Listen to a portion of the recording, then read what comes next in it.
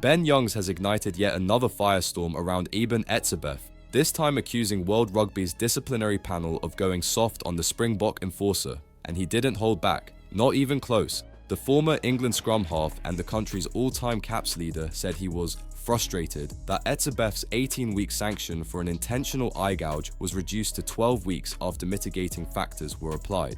In Young's view, this reduction doesn't just weaken the punishment, it sends the wrong message to the entire rugby world.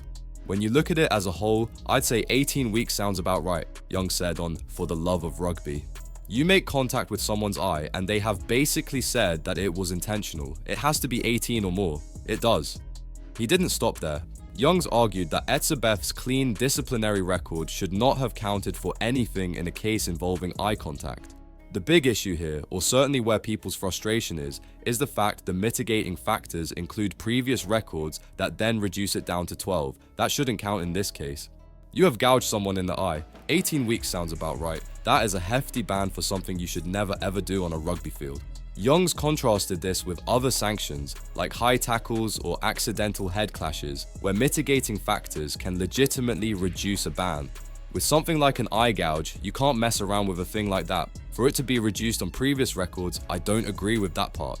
Then came the line that will infuriate South African fans. You have identified it is intentional. Well, then there is no mitigation in terms of what you have done previously. You have done that intentionally. So yeah, 18 weeks, I would have gone, that sounds about right.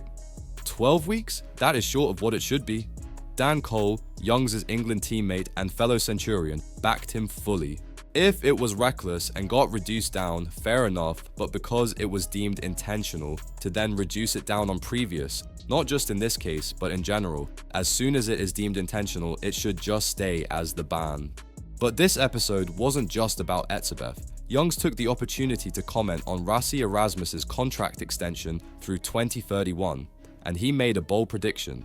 For everyone else, the treadmill of South African dominance continues perhaps. But then Youngs turned to something that visibly baffles him, the lack of support for South Africa's club teams, especially compared to the Springboks. He was stunned that only 7,300 fans attended the Bulls vs Bordeaux Champions Cup clash, with returning Boks like Kanan Moodie and Handré Pollard on the pitch, and the reigning European champions in town. For such a rugby-mad nation, for a country that is totally behind the Boks in rugby and everything it brings to that country, it baffles me, Young said. I don't really understand why there is a disconnect between the national side and the club teams. Then he issued a challenge directly to South African supporters. I need some help. Let us understand why that is. What is missing from it? Is it a lack of identity towards the club teams, where you have such an identity with the national team? Help us understand, please.